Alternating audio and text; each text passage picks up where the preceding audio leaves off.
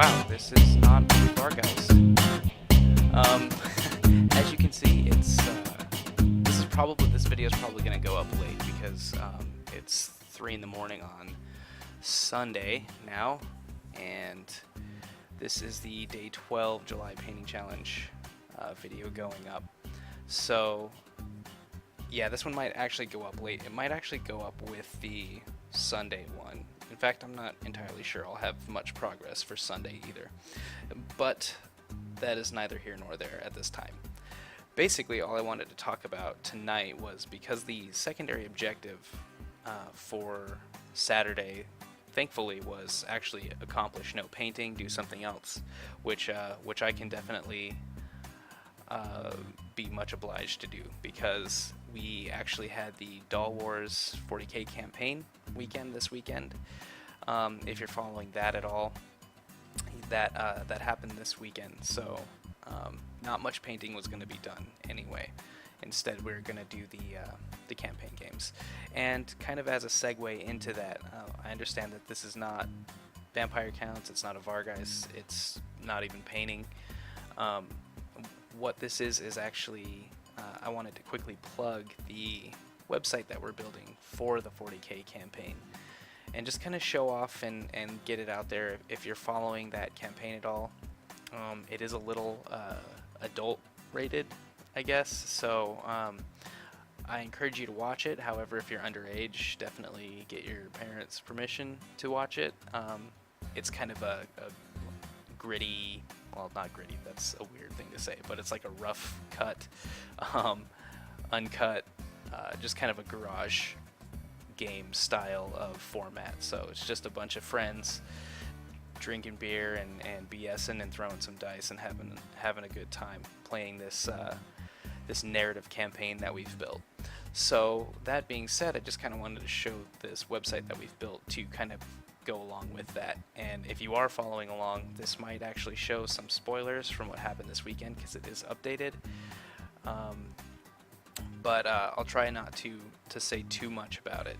But I did kind of want to explain the website and what you can see on it if you're interested in following along to that level. If not, of course, just watching the videos and liking them and subscribing is more than enough support as well.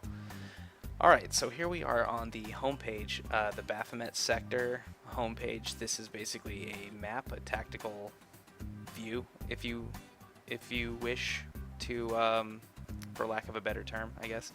This kind of shows the 5 planets in the Baphomet sector, which we have actually created for this campaign. It's not legal canon or legitimate like 40k fluff or anything like that. We have invented this sector for the campaign. This is the 5 planets in the Baphomet system within the Baphomet sector. The reason we've done that is if we wish to expand out, like if this ends up being a success and everyone's on board for another go at this, we can actually, there's room to expand. We can go to another system in the sector, or we can expand out from that. We don't want to put a ceiling on it because quite frankly, it's been such a blast. It's been so fun. I don't ever want to stop doing it. So here we are. You can see all these weird, strange icons around the planets. Those are actually the icon for the army that owns that territory. So there's 4 territories for each planet, except for the middle one, which has 7. And there's actually a reason for that, but if you want to know that reason, visit the website, check it out for yourself. But just to show kind of the functionality of the website, if you go to a territory and select it, it actually shows you the territory name, the planet name, the territory name, the owner of that territory, which happens to be, for this one, Clan Raukon Predators. That's actually Ollie, one of the guys in the campaign. He's on the order side, and we've actually organized this out to be basically order versus chaos, which I believe is actually kind of a fantasy way of looking at it. It's usually order versus chaos, who are like the big main factions, like humans and dwarves and elves on one side, and dark elves and vampire counts and chaos on chaos. So evil versus good, I guess. And then you'll notice here there's actually a bonus, and this one doesn't necessarily have a bonus, but the way that the campaign works is if you take a territory with a bonus, you can actually later potentially use that bonus against your opponent. So let's go to Ollie's. As you can see, Ollie's been doing quite well. He's got 4 territories here. And we've only had 5 months so far, so that's not bad. Here's Baphomet Prime Zone 2. Again, it shows all the other stuff, but it also shows that this actually contains a bonus, which is the Orbital Shipyard. So once per game, he can basically use a orbital bombardment blast if he has this. Now, the way that the bonuses are actually calculated and figured out to determine if you can actually use one is quite simple. Basically, it's all territory based. So because Ollie is doing so well with his 4 territories, there aren't many people in the campaign who he could face that have more territories than him. So it wouldn't make sense to leverage any bonuses against those opponents. However, let's look at, me. I have 1 territory. I've managed to secure 1 territory, guys. I'm excited about it. I have this 1 territory here. So if I were to face, for example, Ollie, there'd be a differential there of 3 territories. So I would actually be able to get 3 bonuses from that. And if this territory, again, this is our new one. This is our exciting recent reveal. The Baphomet Rising Maelstrom here in the center. So I don't want to necessarily click on anything and reveal that. If you want to know, you'll have to go to the site. But if this territory, for example, had a bonus on it, I would be able to use that bonus plus 2 other bonuses against Ollie in my fight, because I've not been doing as well. So it would make sense to kind of leverage some advantages against him. With that being said, let's go to the second tab here. It's a very simple site. It's very easily laid out for people trying to follow the campaign, if you want to follow it to that level. This shows the forces of order and how many territories in total the order forces have. In this case, we have 10. You can see all these territories here are 4, and then the everyone else in the campaign and their territories. Here we have the rules.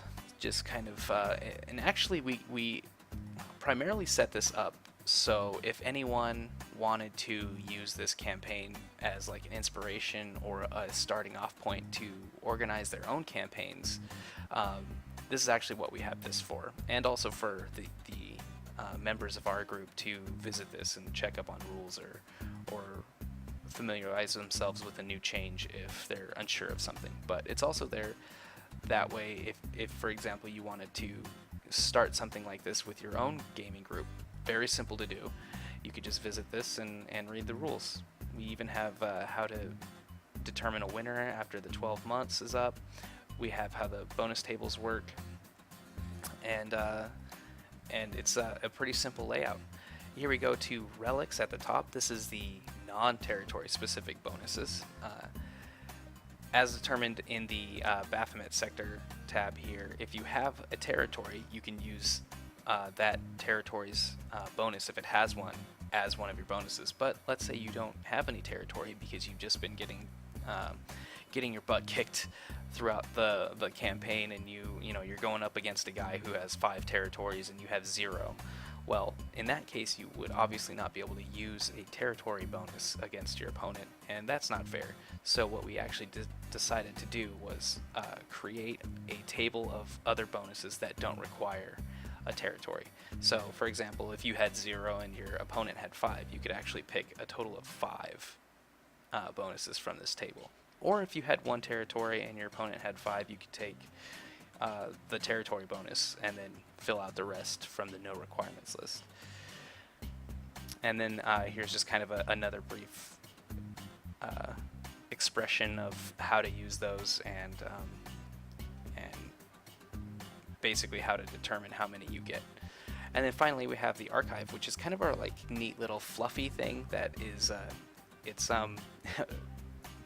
mostly still being built, and still a lot of the site is actually still developing. It is a very much a living website. It'll be changing throughout the entire campaign, and it's still in the early stages of being off the ground to begin with. So this is mostly still unfilled out, but this will contain a lot of the interesting fluff that's going on with the campaign.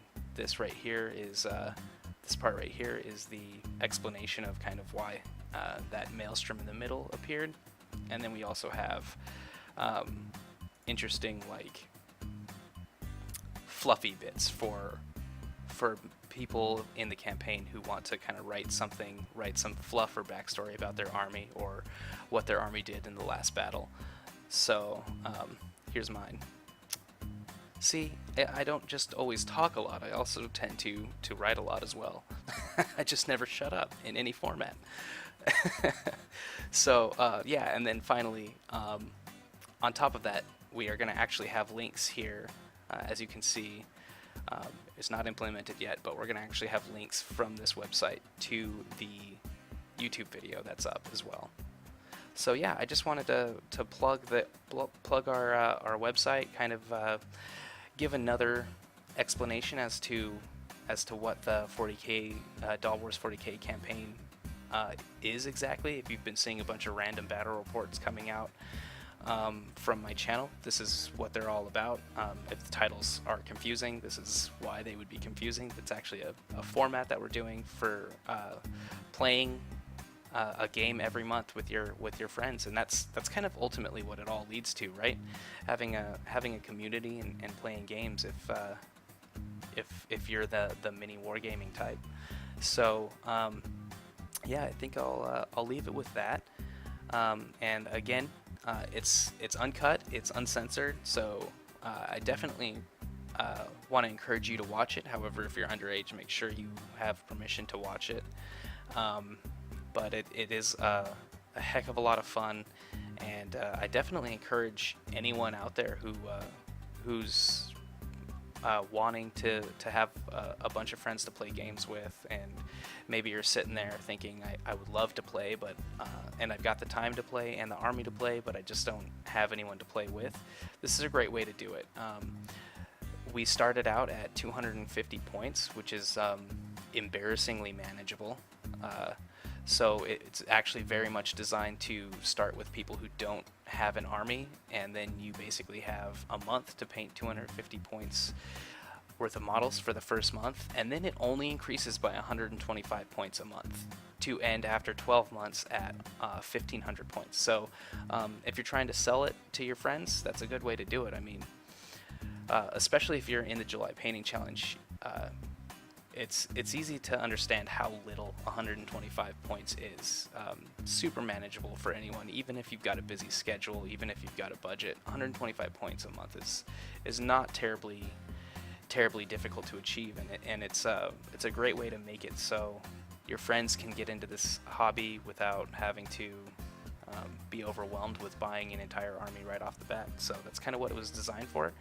I hope you like it, and I hope you follow along.